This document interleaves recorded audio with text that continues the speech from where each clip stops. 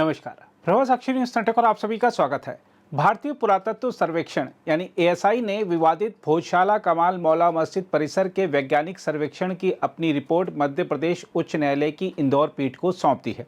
ASI ने अपनी report में कई चौंकाने वाली जानकारियां दी हैं, जिससे हिंदुओं का पक्ष मजबूत हुआ है।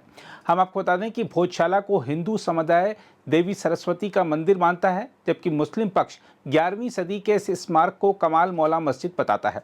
हम आपको याद दिला दें कि भोजशाला को लेकर विवाद शुरू होने के बाद एएसआई ने 7 अप्रैल 2003 को एक आदेश जारी किया था। इस आदेश के अनुसार पिछले 21 साल से चली आ रही व्यवस्था के मुताबिक हिंदुओं को प्रत्येक मंगलवार भोजशाला में पूजा करने की अनुमति है, जबकि मुस्लिमों को हर शुक्रवार इस जगह नमाज अदा करने की इजाज़त दी गई है। हिंदू फ्रंट फॉर जस्टिस ने अपनी याचिका में इस व्यवस्था को चुनौती दी है। इस मामले में नया मोड़ यह है कि उच्चतम न्यायालय ने वैज्ञानिक सर्वेक्षण के खिलाफ याचिका सूचीबद्ध करने पर विचार करने को लेकर सहमति जता दी है। देखना होगा कि आगे चलकर इस मामले में और क्या नए मोड़ आते हैं। फिलहाल एएसआई की रिपोर्ट के बाद उच्चतम न्यायालय के वरिष्ठ अधिवक्ता और भारत के पीआईएल मैन के रूप में विख्यात अश्विनी उपाध्याय ने कहा है कि अगर सरकार चाह ले तो काशी, मथुरा, भद्रकाली और भोजशाला मात्र 1 वर्ष में मुक्त हो सकते हैं। भोजशाला की एएसआई की रिपोर्ट आ गई है और एएसआई की रिपोर्ट में स्पष्ट कर दिया गया है कि ये जो भोजशाला है ये मस्जिद नहीं बल्कि मंदिर था। इसको हम लोग पिछले कई वर्षों से कह रहे हैं। एएसआई की टीम को धन्यवाद दूंगा, जिन्होंने 3 महीने से ज़्यादा इस पे अथक प्रयास करके सारे एविडेंस इकट्ठे किए हैं। लेकिन इससे एक बहुत बड़ा खतरा सामने आ रहा है। एएसआई की रिपोर्ट में यह बताया गया है कि जो 188 स्तंभ मिले हैं, उन स्तंभों के ऊपर जो कलाकृतियाँ उकेरी गई थी, उन कलाकृतियों को डिस्टॉर्ट किया गया है और कुछ एक जगह तो बाकायदा छेनी हथौड़े का उपयोग किया गया है।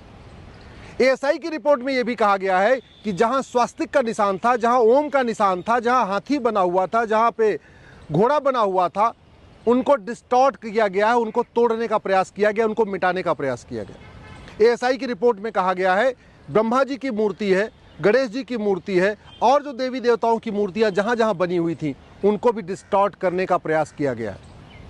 ये बात मैं पहले भी कई बार कह चुका, आज फिर से कह रहा हूं। सरकार तत्काल उन सभी स्थानों को अपने कंट्रोल में ले जहां मंदिरों को तोड़ के मस्जिद बनाई गई है, क्योंकि जैसे भोजशाला में सारे सबूत मिटाने का प्रयास किया गया है, वैसे ही जौनपुर के अटाला में भी सबूत मिटाया जा रहा है, पांडुआ में भी सबूत मिटाया जा रहा है, भद्रकाली में भी सबूत मिटाया जा रहा है। भोजशाला में सबूत मिटाने का तो ऑलरेडी आपके पास एविडेंस आ चुका है, एएसआई ने बता दिया है। ज्ञानवापी में भी सबूत मिटाने का प्रयास हुआ, इसके पहले अयोध्या में भी सबूत मिटाने का प्रयास हुआ था।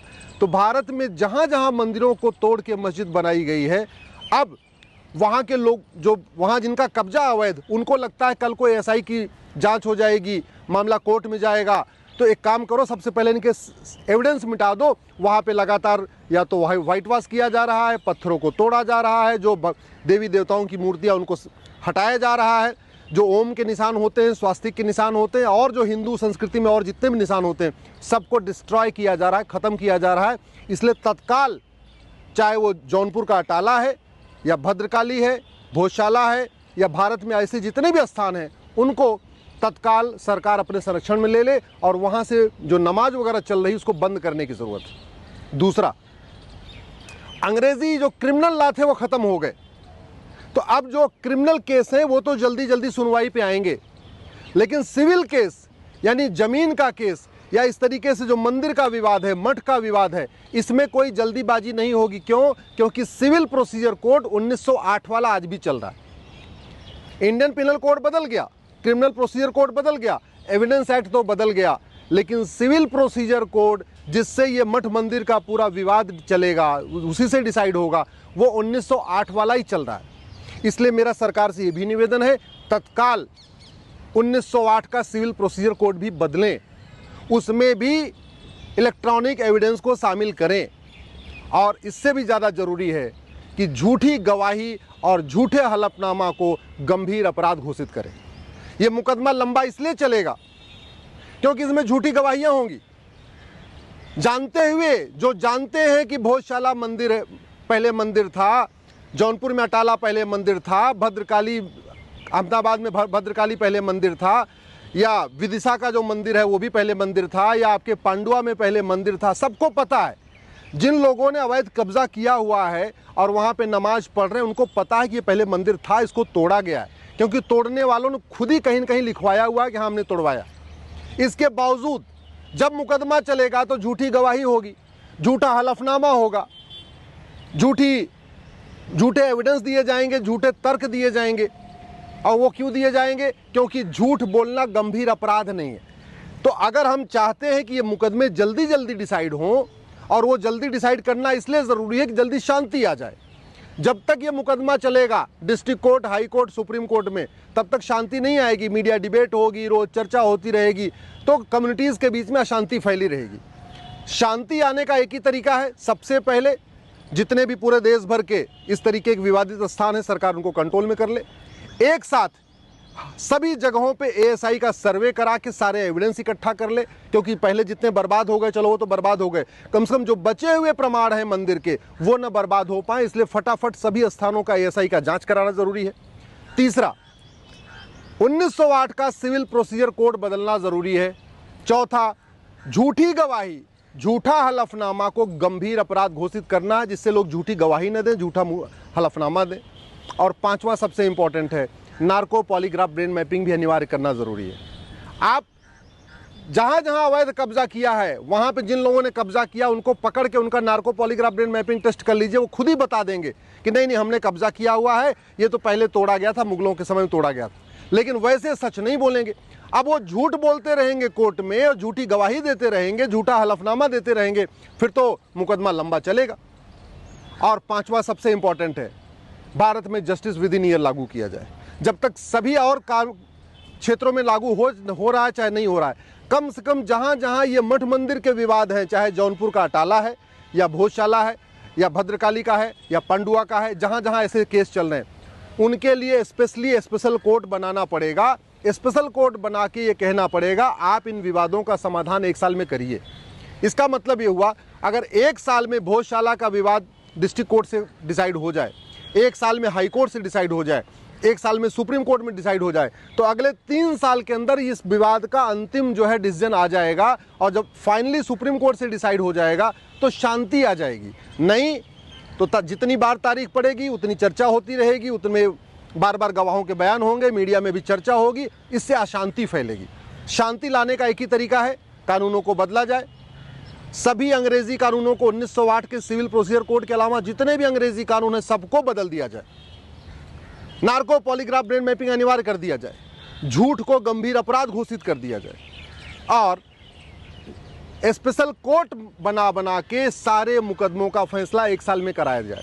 जिससे कि, क्योंकि मुकदमा ऐसा नहीं कि भोजशाला का जो मुकदमा है वो केवल डिस्ट्रिक्ट कोर्ट से धार से खत्म हो जाएगा, नहीं, उसके बाद अपील होगी, इंदौर हाई कोर्ट जाएगा, फिर अपील होगी, सुप्रीम कोर्ट आएगा, और कई बार तो ऐसा भी होगा कि हाई कोर्ट जाएगा, हाई कोर्ट फिर डिस्ट्रिक्ट कोर्ट कर देगा। आप फिर एक ये विषय छूट गया, इसको भी डिस्ट्रिक्ट कोर्ट में डिस्ट्रिक्ट कोर्ट फिर से डिसाइड करे, वहाँ से डिसाइड होगा, फिर अपील आई हाई कोर्ट आएगी, हाई कोर्ट कहेगा अच्छा ये वाला मैटर छूट गया, अब इसको भी डिसाइड कर दे। तो मेरा ये कहना है कि जितने भी सवाल हैं वो सारे फ्रेम हो जाएं और एक ही बार में डिस्ट्रिक्ट कोर्ट उनको डिसाइड कर दे। जितने भी सवाल हैं, जितने भी डाउट हैं, वो सारे लिख दिए जाएं, एक ही बार में उसको हाई कोर्ट डिसाइड कर दे, एक ही बार में सुप्रीम कोर्ट डिसाइड कर दे, तो समाज में शांति आएगी। इसलिए मैं माननीय सुप्रीम कोर्ट से भी निवेदन करता हूं, इस मामले में खुद पहल करें और देश भर की सभी जिला अदालतों से कहें कि जहां जहां मठ मंदिर का विवाद है उसके लिए स्पेशल कोर्ट बनाई जाए, जो सीनियर मोस्ट जिले में जो सीनियर मोस्ट जज हो। मेरा तो ये मानना है कि जितने मठ मंदिर के विवाद हैं वो मजिस्ट्रेट कोर्ट में चलाने की बजाय या जूनियर जज के यहाँ चलाने के बजाय सीधे सीधे डिस्ट्रिक्ट जज के यहाँ चले। और ज़्यादा करना है तो सुप्रीम कोर्ट ये भी आदेश कर दे कि भाई डिस्ट्रिक्ट कोर्ट भी, जो डिस्ट्रिक्ट जज बैठेंगे वो भी डिवीजन मंच में बैठेंगे, यानी टॉप 2 जज, यानी डिस्ट्रिक्ट जज और उनके जो जूनियर जज हैं नंबर 2 वाले, ये दोनों जज बैठ जाए। ऐसे हाई कोर्ट में भी मठ मंदिर का विवाद सिंगल जज के यहाँ न चलाएं। नहीं, कई बार ऐसा होगा सिंगल जज के यहाँ डिसाइड होगा, फिर उसकी अपील डिवीजन बेंच में होगी, तो फिर टाइम खराब होगा।